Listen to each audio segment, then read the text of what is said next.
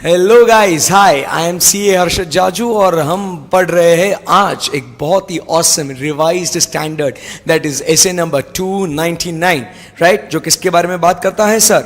सो ये बात करता है in respect to joint audit but of what, financial statements. जैसे हम लोग को सबको मालूम है कि जब हम लोग स्टैंडर्ड्स ऑन ऑडिटिंग पढ़ते हैं तो स्टैंडर्ड्स ऑन ऑडिटिंग ये किसके ऊपर लागू होते हैं? On the audit of financial statements. But अब हम लोग यहाँ पे एसे 299 पढ़ रहे हैं सर, वो किसके बारे में बात करता है? सो एसे नंबर 299 बात करता है in respect of what, joint audit. किसके बारे में बात कर रहे हैं? Joint audit. SA number 299 it talks about joint audit in respect of financial statements. Sir ये जॉइंट ऑडिट होता क्या है? Let us try to understand. देखिए बच्चों, एसे 299 क्या बोलता है आप समझने की कोशिश करना। जैसे यहां पे एक ऑडिट फर्म है, यहां पे हम लोग लिखते हैं फर्म 1, फिर साथ ही साथ हमारे पास यहां पे हमको दिखता है फर्म 2, करेक्ट है ना? सो ये दो अलग अलग चार्टर्ड अकाउंटेंट फर्म्स है यहां पे, करेक्ट है? सो दो अलग अलग इंडिपेंडेंट चार्टर्ड अकाउंटेंट्स फर्म है यहां पे, करेक्ट है? ये दोनों मिलके जो है ना बच्चों, ये दोनों मिलके क्या कर रहे हैं? एक पर्टिकुलर जो क्लाइंट है इसका दोनों मिलके क्या कर रहे हैं यहां पे? दोनों मिलके क्या कर रहे हैं बच्चों, बोलो? सो दोनों मिलके सर यहां पे इनका ऑडिट कर रहे हैं। सो इसे हम लोग क्या कहते हैं? Joint audit. सो एक चार्टर्ड अकाउंटेंट फर्म, दूसरी चार्टर्ड अकाउंटेंट फर्म, ये दोनों मिलके एक इंडिविजुअल क्लाइंट का क्या कर रहे हैं? ऑडिट कर रहे हैं। उस ऑडिट को हम लोग क्या नाम देंगे? We will call it as what, the joint audit. Simple, perfect. अब सर ये जॉइंट ऑडिट क्या है ये हमको समझ में आ चुका है, करेक्ट है ना? तो बट अभी आगे क्या है? स्टैंडर्ड का मतलब क्या है? क्यों आया ये standard? First let us try to understand. अब होता क्या है, जब ये दोनों जो ऑडिट फर्म्स है, करेक्ट है ना, ये इस पर्टिकुलर XYZ कोई भी क्लाइंट होगा उसका ऑडिट कर रहे हैं ये लोग, सही बात है ना एकदम? तो अब बच्चा हुआ क्या, समझने की कोशिश करो। ये जब ऑडिट कर रहे हैं, इस ऑडिट को हम लोग नाम देते हैं as what, joint audit. Problem क्या है? प्रॉब्लम यहां पे होती है क्या कि इस पर्टिकुलर जॉइंट ऑडिट के हम देखते हैं कि कुछ पर्टिकुलर क्या है बच्चों, डिसएडवांटेजेस है। हम लोग क्या देख रहे हैं यहां पे कि यहां पे जॉइंट ऑडिट के हम लोग क्या देखते हैं? पर्टिकुलर डिसएडवांटेजेस है। सो वो डिसएडवांटेजेस क्या है? नंबर 1 हम लोग देखते हैं कि सर फीस शेयर हो रही है, बराबर के नहीं? सर यहां पे सुपीरियोरिटी कॉम्प्लेक्स आ सकता है। कैसा कॉम्प्लेक्स आ सकता है? सुपीरियोरिटी कॉम्प्लेक्स आ सकता है। फिर उसके बाद कोऑर्डिनेशन में प्रॉब्लम हो सकता है, बराबर के नहीं? सो फीस शेयर होगी, सुपीरियोरिटी कॉम्प्लेक्स आएगा, कोऑर्डिनेशन में प्रॉब्लम होगी। फिर उसके बाद कॉमन एरियाज जो होंगे उन दोनों में जो बटे हुए हैं, उन कॉमन एरियाज को क्या हो सकता है? ये निग्लेक्ट हो सकता है। भाई ऐसे बहुत सारे अलग अलग क्या होते हैं? प्रॉब्लम्स आ सकते हैं। तो क्या हो रहा है, ये दोनों जो है ना, ये दोनों नहीं बोल रहे, बोलते मैं काम नहीं करेगा, दूसरा बोलता है मैं भी काम नहीं करेगा। सो इसके लिए भाई ये जॉइंट ऑडिट तो कराना है, उसके फायदे हैं, बट उसके फायदे के साथ साथ हम लोग यहाँ पे क्या देख रहे हैं बच्चा लोग? यहाँ पे हम लोग देख रहे हैं कि उसके बहुत सारे डिसएडवांटेज है। इसके वजह से क्लाइंट सफर कर सकता है। तो इसीलिए ये दोनों क्या कर रहे हैं? नहीं बोल रहे हैं। दोनों क्या बोल रहे हैं? नहीं बोल रहे हैं। मतलब ऐसे नंबर कौन सा आया? ऐसे नंबर 299 आके बोलता है कि भाई टेंशन मत लो, मैं तुम्हें बताऊंगा कि ऑडिट ऑफ फाइनेंशियल स्टेटमेंट्स जब आप कर रहे हो दोनों मिलके, उस समय पे आपने क्या क्या चीजें ध्यान में रखनी चाहिए, ऐसा आके ऐसे नंबर 299 बोलता है, करेक्ट एकदम? तो स्टैंडर्ड क्यों आया समझ में आया कि बहुत सारे कंपनीज है उनको फायदा होता है जॉइंट ऑडिट कराने से, क्योंकि एक्सपर्टीज मिलता है, कंसल्टेशन हो सकता है, काम डिवाइड हो सकता है, राइट? तो उन सारी बातों को ध्यान में रखते हुए कंपनीज जॉइंट ऑडिट करवाती है।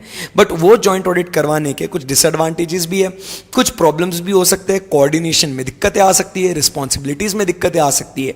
तो इसीलिए ऐसे 299 रिवाइज्ड इंस्टीट्यूट ने दिया है जो बोलता है कि अगर आप जॉइंट ऑडिट कर रहे हो फाइनेंशियल स्टेटमेंट्स का, तो आपने क्या क्या बातें ध्यान में रखनी है। सो आइए हम लोग अभी स्टैंडर्ड पढ़ते हैं आफ्टर अंडरस्टैंडिंग कि व्हाट एग्जैक्टली और why the standard came into picture. So क्या हुआ, एसे नंबर 299 क्या कहता है, about joint audit of financial statements which lays down what the principles for, क्या बोलता है, which lays down the principles for effective conduct of what joint audit to achieve the overall objectives as laid down under SA 200। हमने एसे 200 पढ़ लिया था, right, जो हमारा first lecture था स्टैंडर्ड्स का, इसके अंदर हम लोग ने एसे नंबर 200 पढ़ लिया था, जिसके अंदर हम लोग को रीजनेबल अश्योरेंस लेना था, ट्रू एंड फेयर व्यू देना था, मटेरियलिटी के बेसिस पे काम करना था, ऐसे कुछ हमारे ऑब्जेक्टिव्स थे। सो essay number 299 lays down the principles for the conduct of joint audit so that we can achieve the overall objectives as laid down in the essay number 200. So क्या होता है उसके अंदर, auditor and the conduct of audit in accordance with the standards में जो objectives है वो achieve करने हैं। सो क्या कहता है, this standard deals with these special considerations in carrying out the audit by the joint auditors. Specially आपको क्या क्या बातें ध्यान में रखनी है उसके बारे में यहाँ पे बात हो रही है, करेक्ट है। सो यहाँ पे स्टैंडर्ड कुछ ज्यादा बड़ा नहीं है, एकदम से सिंपल है, आसान स्टैंडर्ड है। आइए हम लोग देखते हैं कि क्या है। तो उस आसान से स्टैंडर्ड का मेरा बच्चा अपन ने बहुत ही सिंपल और ऑसम अपन ने चार्ट बनाया है। ये आप चार्ट देखोगे तो ये अपना पूरा 1.5 पेज उसके अंदर समराइज हो जाएगा। सो फुल कॉन्सेंट्रेट करिएगा, समझिएगा क्या बात हो रही है। जैसे हम लोग बात कर रहे हैं यहाँ पे एक मैसेज ABC है, देखिएगा, फिर उसके बाद आराम से आपको एंड में ये लिखने का समय दूंगा मैं आपको, पहले आपने अच्छे से इसको समझना है। ओके, सो बेटा क्या हो रहा है यहाँ पे मैसेज ABC है, एक पर्टिकुलर CA फर्म है। यहाँ पे क्या है, मैसेज ABC, ये एक पर्टिकुलर CA फर्म है, करेक्ट है ना। उसके बाद ये दूसरी CA फर्म है मैसेज XYZ, और ये दोनों ABC और XYZ ये दोनों मिलके क्या कर रहे हैं, ये दोनों मिलके एक जो अपना पर्टिकुलर क्लाइंट है, लेट अस से क्लाइंट का नाम अपन देते हैं PQR लिमिटेड, बराबर। तो उस PQR लिमिटेड का वो लोग क्या कर रहे हैं बच्चा, जॉइंट ऑडिट कर रहे हैं। सो इसमें क्या होगा, यहां पे स्टैंडर्ड कुछ स्पेशल कंसीडरेशंस दे रहा है। अब मैं उसके बारे में बात करूंगा। आपको बैकग्राउंड क्या है वो समझ में आया? यस, आप समझने की कोशिश करो। एक फर्म, 2 फर्म या 2 से ज्यादा फर्म्स भी हो सकते हैं, हमें कोई प्रॉब्लम नहीं है। बट जो 2 या 2 से ज्यादा फर्म्स जब एक पर्टिकुलर क्लाइंट का ऑडिट करते हैं, उस ऑडिट को कहते हैं जॉइंट ऑडिट। ऐसे नंबर 299 आता है और कहता है कि आपने कौन सी खास बातें ध्यान में रखनी है अगर आप जॉइंट ऑडिट कर रहे हो तो। पॉइंट नंबर 1 क्या कहता है भाई, वो कहता है कि दोनों जो चार्टर्ड अकाउंटेंट फर्म्स है ना, उसके अंदर 2 लोग होंगे। एक होगा कौन सा, एंगेजमेंट पार्टनर, और दूसरा होगा उसकी काम करने वाली टीम, मतलब कौन सी, एंगेजमेंट टीम। सो कहते हैं जो एंगेजमेंट पार्टनर है एक चार्टर्ड अकाउंटेंट फर्म का, दूसरे चार्टर्ड अकाउंटेंट फर्म का जो एंगेजमेंट पार्टनर है, एक चार्टर्ड अकाउंटेंट की जो एंगेजमेंट टीम है, दूसरे चार्टर्ड अकाउंटेंट की जो एंगेजमेंट टीम है, दोनों पहले साथ में आए। साथ में आके आपने क्या बनाना है, तो कहते हैं सबसे पहले आपने करना है प्लानिंग, कि आपने क्या क्या काम करना है, किस तरीके से काम करना है। आप बनाइए स्ट्रैटेजी जिसके बेसिस पे आप डिसाइड कर सकते हो क्या, नेचर, टाइमिंग एंड एक्सटेंट। कहानी बहुत आसान है मेरे बच्चों। क्या हुआ कि एक चार्टर्ड अकाउंटेंट फर्म, दूसरे चार्टर्ड अकाउंटेंट फर्म, पहले दोनों मिलो, दोनों मिलके क्या करो, डिस्कशन करो। किसके बारे में सर, कि भैया ऑडिट का क्या प्लान है, ऑडिट की क्या स्ट्रैटेजीज है, उसके अंदर हम लोग डिसाइड करेंगे अपने ऑडिट का नेचर, टाइमिंग एंड एक्सटेंट। एकदम आसान है। क्या हुआ स्टोरी, एक चार्टर्ड अकाउंटेंट फर्म आया, दूसरा चार्टर्ड अकाउंटेंट फर्म आया, एक पर्टिकुलर क्लाइंट का ऑडिट कर रहे हैं। ऑडिट करने के बाद अब ऑडिट करने से पहले क्या ध्यान में रखना है, तो सबसे पहले अपने को क्या डिसाइड करना है, प्लानिंग। उसके बाद स्ट्रैटेजी। स्ट्रैटेजी में क्या बातें ध्यान में रखेंगे बच्चों, nature, timing and extent. Anyone any difficulty till here? पक्का? ओके, आगे बढ़ते हैं। अगर डिफिकल्टी नहीं है तो लेट्स मूव अहेड। फिर अब यहां पे क्या हो रहा है, let us try to understand. जब आप ये डिस्कशन कर रहे हो तो आपको इन डिस्कशन में 3 बातें ध्यान में रखनी है, during the course of audit, before the audit and on the completion of the audit. ये आपको बिफोर, ये जो चीजें आपको दिख रही है ना यहाँ पे स्क्रीन पे, ये मैंने लिखी है आपको वो कॉन्सेप्ट को इजीली ब्रेक डाउन करने के लिए, कि बिफोर, ड्यूरिंग एंड कंप्लीशन, ये अपन ने अपने लिए इसको समझने के लिए बनाया है। करेक्ट एकदम। सो क्या हुआ यहाँ पे, बिफोर, ड्यूरिंग एंड कंप्लीशन के दौरान अपने को ऐसे नंबर 299 कौन सी बातें ध्यान में रखने के लिए बोलता है, वो अभी अपन देखेंगे। So first, Before we are starting or commencing with the audit, what we have to do, first वो कहता है आपने बनाना है एक जॉइंट ऑडिट का प्लान। स्वाभाविक तौर पे ऑडिट शुरू करने के पहले आपको क्या बनाना है, प्लान बनाना है। उस प्लान में आपको क्या बातें ध्यान में रखनी है। सबसे पहले वो कहता है आपने प्लानिंग में जब मिल बैठे हैं ना तीन यार, करेक्ट है ना, कौन से यार हैं यहाँ पे, एक अपना क्लाइंट है, एक अपना जॉइंट ऑडिटर है, दूसरा जॉइंट ऑडिटर है, तीनों मिलके बैठे हैं।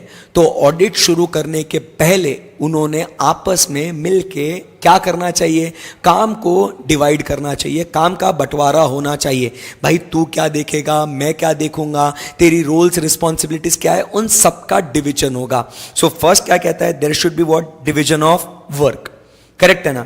फिर वो काम डिवाइड होने के बाद अपन बात करेंगे about what, the reporting objectives. आपका क्या रिपोर्ट करने का ऑब्जेक्टिव है। आप फेयर रिपोर्टिंग फ्रेमवर्क की बात कर रहे हो, बराबर कि नहीं, ट्रू एंड फेयर व्यू की बात कर रहे हो आप, या आप कंप्लायंस फ्रेमवर्क की बात कर रहे हो, आपको कैसे रिपोर्ट करना है उसके बारे में बातचीत करेंगे। तो उसके हिसाब से हम लोग क्या करेंगे, अपना प्लान बनाएंगे। सो क्या हो रहा है यहाँ पे, ऑडिट शुरू करने के पहले आपने ऑडिट का प्लान बनाना है।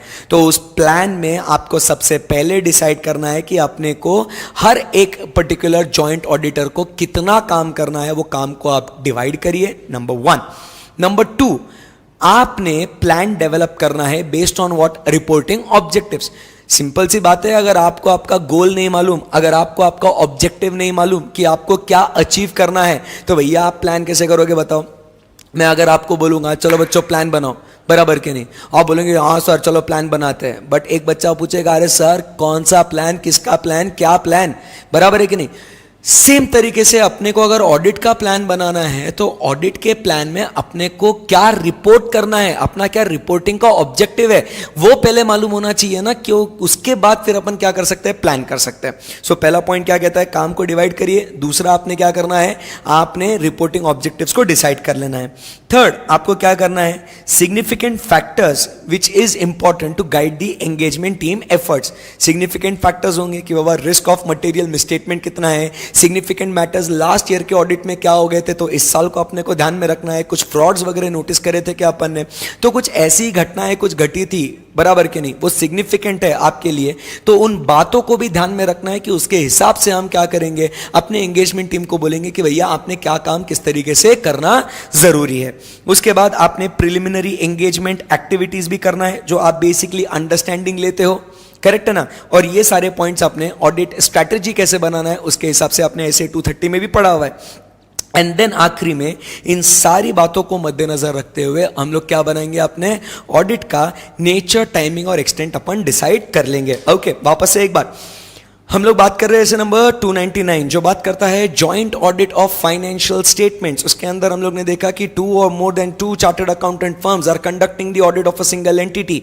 सो how to go about this audit, उसके लिए ऐसे नंबर 299 आता है which gives into what, the special considerations as to how to proceed with that. So उसके अंदर फर्स्ट हम लोग क्या कहते हैं बच्चों, फर्स्ट पॉइंट कि आपने दोनों चार्टर्ड अकाउंटेंट फर्म्स ने मिलके क्या करना चाहिए, मीटिंग करो, डिस्कशन करो और भैया डिसाइड करो कि अपने ऑडिट का प्लान, स्ट्रेटजी क्या होगा, और उसके हिसाब से आपने डिसाइड करना है आपके ऑडिट का नेचर, टाइमिंग और एक्सटेंट।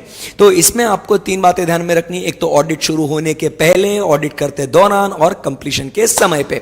सो उसमें हम लोग क्या देखते हैं, ऑडिट शुरू होने के पहले से आपने क्या बनाना चाहिए, ऑडिट प्लान बनाना चाहिए। उस प्लान में आपने कौन सी बातें ध्यान में रखनी है कि पहले हम लोग को काम को डिवाइड करना है।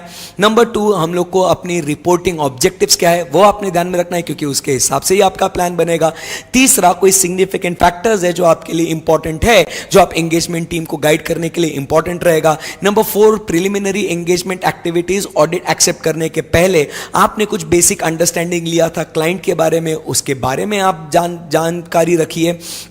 एंड लास्ट में then you decide what, nature, timing and extent. And फिर उसके बेसिस पे आप आपका ओवरऑल ऑडिट प्लान बनाइए, जिसके अंदर आप ध्यान रखेंगे अबाउट व्हाट कि दोनों में क्या कॉमन एरिया है, दोनों मिलके क्या करेंगे और हर एक का स्पेसिफिक एलोकेटेड वर्क क्या होगा वो आप ध्यान में रखेंगे।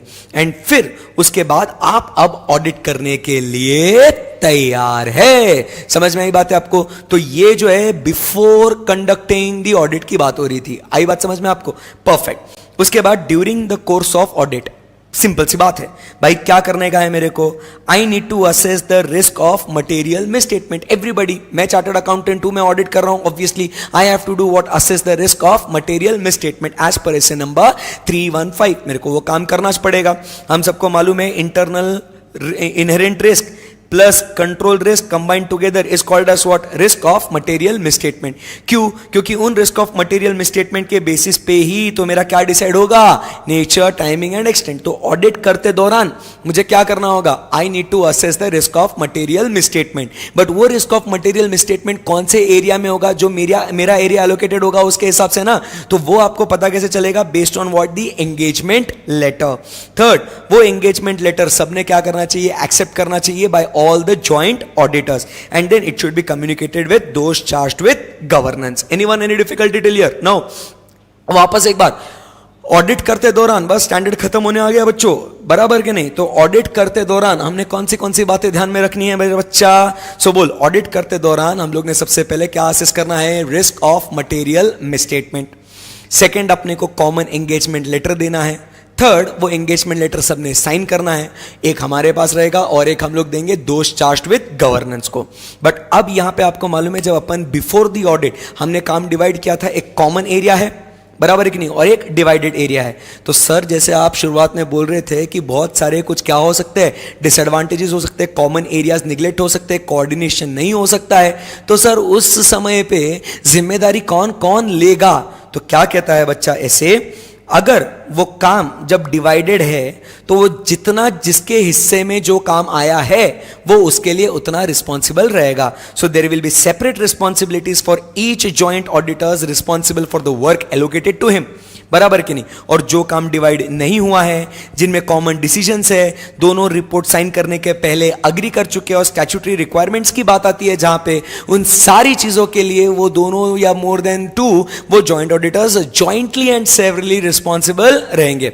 सो सेपरेट रिस्पॉन्सिबिलिटीज कब रहेगी, जिसके हिस्से में जो काम आया उसके लिए वो रिस्पॉन्सिबल, बट दोनों की कॉमन रिस्पॉन्सिबिलिटीज, जॉइंट रिस्पॉन्सिबिलिटीज कब रहेगी? नंबर वन, जो काम डिवाइड किया गया नहीं है, जिसपे दोनों अग्री करते हैं, कानूनन रिक्वायरमेंट है दोनों को इसके ऊपर काम करना है, तो उस समय पे हम लोग क्या कहते हैं, they will be what, jointly and severally responsible. फिर बाद में आपको आपका नॉर्मल ऑडिट तो करना है। फिर ऑडिट करने के बाद ऐसे बोलता है कि अब कंप्लीशन की बात करते हैं, और कंप्लीशन में आप क्या दोगे, आपका ऑडिट रिपोर्ट दोगे। सो ऑडिट रिपोर्ट, ये आपका कॉमन ऑडिट रिपोर्ट दिया जाएगा। बट कभी कभी क्या हो सकता है, डिफरेंसेस हो सकते हैं। किन में डिफरेंसेस हो सकते हैं? नंबर वन, जो ओपिनियन में डिफरेंसेस है, जो मैटर्स कम्युनिकेट करना है उसके ऊपर डिफरेंसेस है, करेक्ट है ना। तो उस समय पे जरूरी नहीं है कि कॉमन जॉइंट ऑडिट रिपोर्ट आप दो, उस समय पे आप सेपरेट ऑडिट रिपोर्ट दे सकते हैं। मैं मेरा ऑडिट रिपोर्ट देगा, तू तेरा ऑडिट रिपोर्ट देगा, that's it. SA number 299 is over. Anyone any difficulty? No. फटाफट एक बार हम लोग क्या करते हैं, इसको हम लोग रीड करते हैं, देखते हैं हम लोग ने क्या पढ़ा है। What are the special considerations? Number one क्या कहता है, जैसे हमने कहा, the engagement partner and the engagement team members, correct है ना। क्या करना चाहिए, इन्होंने प्लानिंग करना चाहिए। They should establish what, overall audit strategy. तो हमने स्टार्टिंग में फर्स्ट पॉइंट पढ़ लिया था कि दोनों आएंगे और सबसे पहले क्या बनाएंगे, जॉइंट ऑडिट का प्लानिंग और स्ट्रैटेजी बनाएंगे। Very good. उसके बाद हम लोग आगे बढ़ते हैं। नेक्स्ट हम लोग किसके बारे में बात करते हैं कि बिफोर द कमेंसमेंट, बराबर के नहीं, आपने क्या बनाना चाहिए, आपने प्लान बनाना चाहिए विच should cover what? Number one, division of work. Number two, ascertain the reporting objectives. Number three, communicate the significant factors, बराबर के नहीं, which are important to direct the engagement team. Number three, consider the results of preliminary engagement activities. Last में ascertain what, nature, timing and extent. तो ये points हमने यहाँ पे देख लिए, easy है, yes. Next, अब क्या कहते हैं, हर एक ने अब during the course of audit क्या करना चाहिए, असेस करना चाहिए रिस्क ऑफ मटेरियल मिसस्टेटमेंट। फिर उन्होंने क्या करना चाहिए, डिसाइड करना चाहिए nature, timing and extent in respect of to the common area and specific allocated work, यही पढ़ा अपन ने। Then they should obtain what, common engagement letter and it should be signed by all the joint auditors. With अब हम लोग बात करते हैं in respect to what, responsibilities. So responsibilities क्या है, जहां वर्क डिवाइडेड है वो उसी रिस्पॉन्सिबल वर्क के लिए क्या रहेंगे, मतलब उसी एलोकेटेड वर्क के लिए रिस्पॉन्सिबल रहेंगे। बट जहां पे वो कॉमन वर्क है, जॉइंटली एंड सेवरली कब रहेंगे, ये आपका एमसीक्यू भी बन सकता है आपका, कि इंडिविजुअली कब रिस्पॉन्सिबल रहेगा, या जॉइंटली एंड सेवरली कब रिस्पॉन्सिबल रहेगा, none of the above, all of the above, या स्पेसिफिक, ऐसा आपका एक एमसीक्यू बनेगा यहाँ पे, करेक्ट है ना. So work not divided, decisions taken by all of them common areas में. उसके बाद जो ऑडिट रिपोर्ट साइन करने के पहले जो ऐसे मैटर्स है जिस पे सब लोग अग्री करते हैं, करेक्ट है. Financial statements in respect to relevant statutory requirements, presentation disclosure requirements and ICAI ने जो स्टैंडर्ड्स दिए उसके कंप्लायंस से रिलेटेड, करेक्ट है. एंड लास्ट में क्या कहता है कि ये पूरा होने के बाद आपने कॉमन ऑडिट रिपोर्ट देना है, बट अगर आपका डिसएग्रीमेंट है तो आप सेपरेट ऑडिट रिपोर्ट दे सकते हो. इजी है स्टैंडर्ड, परफेक्ट, इजी, सिंपल, कोई टेंशन नहीं है. रिवाइज स्टैंडर्ड है SA 299, एकदम सिंपल, मजा आ गया सर. सो अब मेरा बच्चा फटाफट 5 मिनट के अंदर क्या करेगा, ये चार्ट ड्रॉ करेगा और फिर उसके बाद हम लोग SA 299 से वाकिफ हो जाएंगे. चलिए राइट दिस डाउन फटाफट.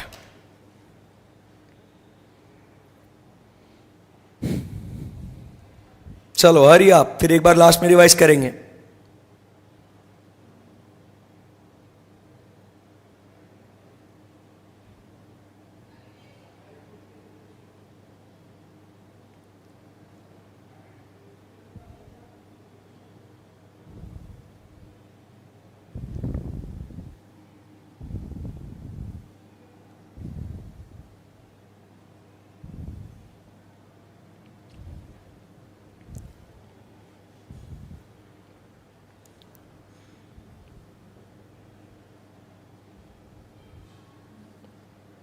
चलो हरी आप.